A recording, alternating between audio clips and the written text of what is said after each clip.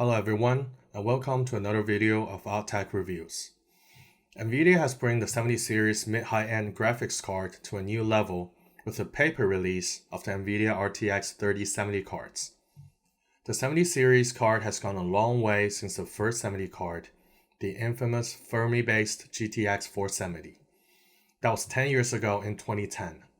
So today, let's take a look at the evolution of the 70 series cards. What we have here today is the GTX770, the GTX970, and the RTX3070. Let's see how these cards stands out in 2020. The RTX3070 is a loaner card, and I have to return it before I'm able to shoot the B-roll. So here I only have the box. Here's a quick comparison between the three. Please note that these three cards has different architecture, so you cannot directly compare the specs as they don't scale that way. I will not go too deep into the architectural analysis, as other YouTubers like Gamers Nexus did a much better job on this.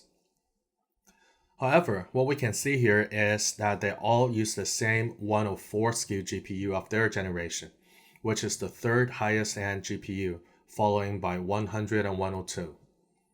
The GTX 770 was priced at $399, and the Maxwell-based GTX 970 was only $329, which makes it one of the best sweet spot cards in the past few years. And the RTX 3070 was priced at $499, although nobody could get it at that price. TDP wise, the GTX 970 has the best TDP of 148 watts, thanks to the Maxwell architecture. And the GTX 770 is rated for 230 watts, and the RTX 3070 is rated for 220 watts. For the review today, we're using the Founders Edition card for all three models. The GTX 970 is a PNY model, but it has the Nvidia reference PCB with reference frequencies. So you can still consider that as a Founders Edition, just with a different shroud.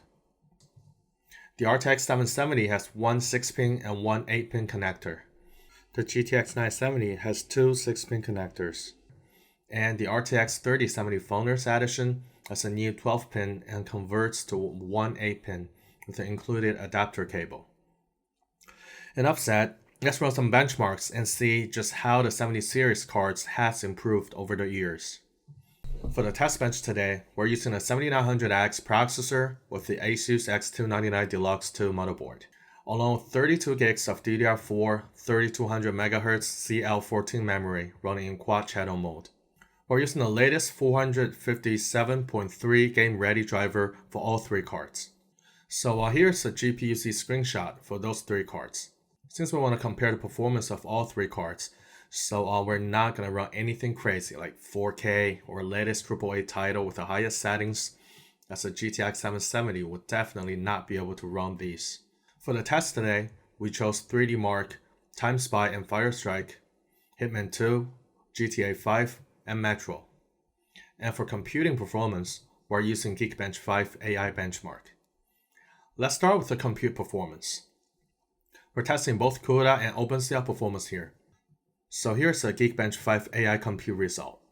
You can see the RTX 3070 is about 10 times faster than a GTX 770 in CUDA benchmarks. And it is roughly about 8 times faster than a GTX 770 in OpenCL. And another interesting fact here is that we can see CUDA actually improved over the years, because for GTX 970 and 770, they get better OpenCL scores than CUDA. The GTX 970, on the other hand, is about 50% faster than the GTX 770 in compute benchmarks. That's especially remarkable considering the GTX 970 is only released 1 year after the 770, and it has a lower MSRP and much lower TDP. So I still kind of miss the Maxwell architecture in terms of power efficiency. Next is the gaming benchmarks. You can skip to 7 minutes and 50 seconds if you just want to see the result.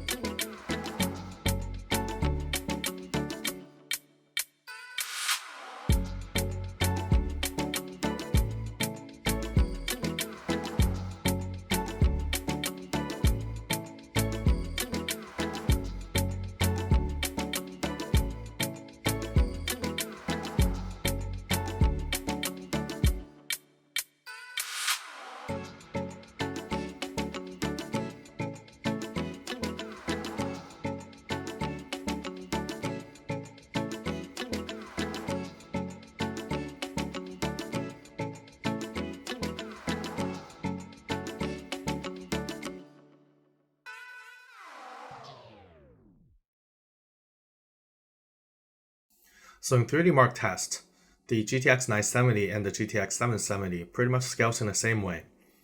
The GTX970 is about 50% faster than the 770, with the RTX3070 about 3 to 5 times faster than the GTX770. The actual game FPS is a little bit different from the 3D Mark score. As you can see, the GTX 970 is about twice as fast as the 770 in the two games we're testing. And the RTX 3070 is about 3 times faster than a GTX 970 in Metro and about 9 times faster than a 770. But things are a little bit different in Hitman because the Hitman 2 is a rather old title and it's not that graphically intense. So at 1080p, it cannot utilize the whole GPU for the RTX 3070, and that's why we're seeing a less of an increase here. So conclusion, the 700 series has been out there for about 10 years now, and for the past 7 years, the performance, or at least the 1080p gaming performance, has increased by about 7 times. The compute performance has increased by a whopping 10 times. Of course, this does not include the new components like the RT cores or tensor cores, as well as new features like ray tracing, DLSS, or AI acceleration. It's been a long but good journey, and hope Nvidia will keep up with the innovation. We will have another video of the evolution of the 80 series graphics card, so please subscribe if you don't want to miss that.